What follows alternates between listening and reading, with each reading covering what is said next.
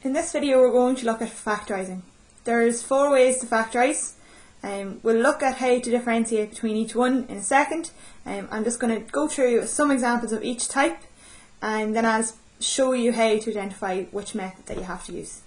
So in this first example here we're looking at the HCF method, or the highest common factor method. Okay, we know to use this because there will always be, well, there will be 2 terms, not always but most of the time 2 terms. And between the 2 terms there will be a common factor, so a number or letter that divides into both. Okay, so as you can see here, no number divides into both 3x squared and x, however x divides into 3x squared and x. So x is our highest common factor, so we write that outside the bracket and then open up your bracket and divide each term by x. So 3x squared divided by x is 3x, and x divided by x is 1.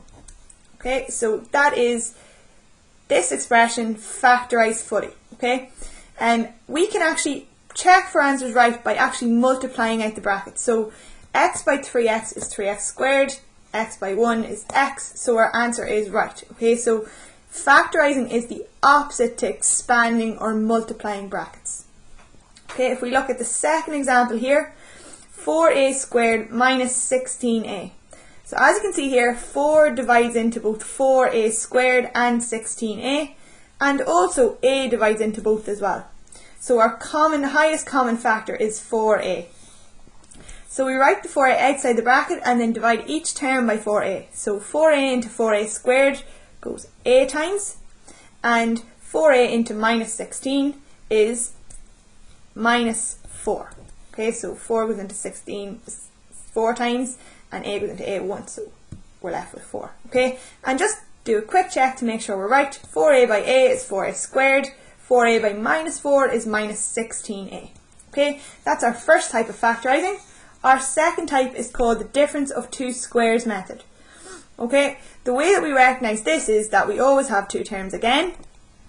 Okay, but this time there's a negative sign in between both of these terms. Okay, and secondly, the numbers will be perfect squares or square numbers. Okay, a square number means that when you get the square root of it, it will be a whole number.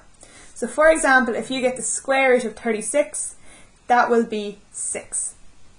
Okay, so the first thing that we do is we open up 2 sets of brackets for this method. We get the square root of the first term, which the square root of x squared is x. Another way to think of it is, what number could I multiply by itself to give me x squared? So x by x is x squared. And so we put that at the start of each bracket, and then to get the second one we get the square root of 36, which is 6, and we put that at the end of each bracket. To finish up then, we put a plus sign into one bracket and a minus sign into the other, and the order here doesn't matter. For the second example of difference of 2 squares, again we open up our brackets. We get the square root of the first term, so the square root of 9x squared is 3x, and we put that at the start of each bracket, and then we get the square root of the second term, which is 4y, and we put that at the end of each bracket, and then we put our signs in here, a minus and a plus, or a plus and a minus. The order doesn't matter. Okay, moving on, we're going to look at quadratics, and this is probably the most difficult method, but it comes up quite often and you need it to solve quadratic equations as well. Okay, so there's always 3 terms in quadratics. Okay, there's an x squared term generally, an x term, and then a constant, or as just a number. Okay, so again, similarly to difference of 2 squares, we open up our bracket here, and we want to make x squared here. So to make x squared, we multiply x by x. So that goes at the start of each bracket. So we have this one done. Okay, then we think of factors of 9. So the factors of 9 are 9 and 1, and 3 and 3. 3 multiplied by 3. Okay, and we want to think which one of these factors, so we have that one, which one of these factors will add to give plus 6. Okay, and of course the pair of factors there is 3 by 3. So we put the 2 3's into the brackets at the end of each bracket, and to finish up we need to know what signs go in here. Okay, so we multiply inside by inside, which will give us 3x, and we multiply outside by outside, which will also give us 3x. So 3 by x is 3x, and x by 3 is 3x.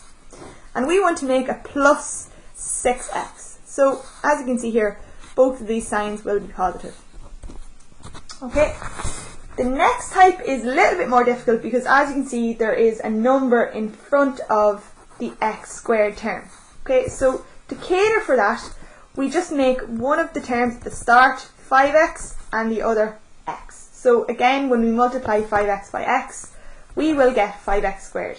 Okay, we then find our factors of 3. Okay, factors of 3, this is an easy one, are just 3 and 1. So our answer is either going to be in two ways. The order here actually does matter, okay?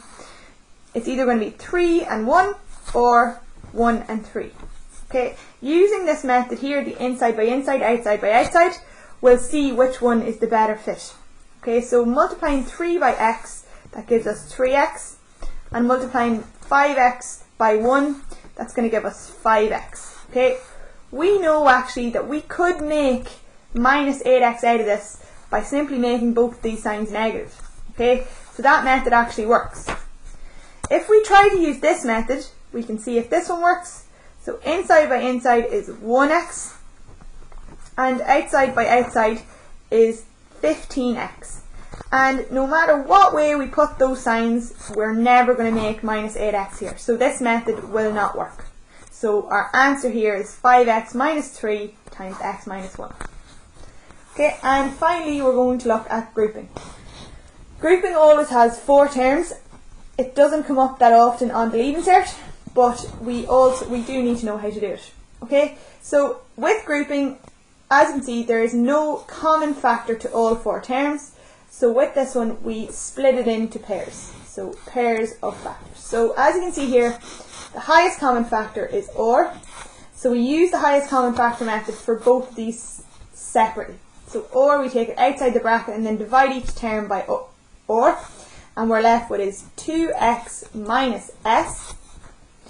We repeat that for these pairs of factors. Our common factor here is actually minus 5y. Minus 5y. Okay, and then we're going to divide both of these terms by minus 5y. And when we do that, minus 5y into minus 10xy is 2x, and minus 5y into this term will give us minus s. Now, as you can see here, these two brackets are actually the same, so that actually is a common factor as well. So we can take that out as a common factor, and we put the two numbers in front of that into its own bracket, like so. And that is us finished.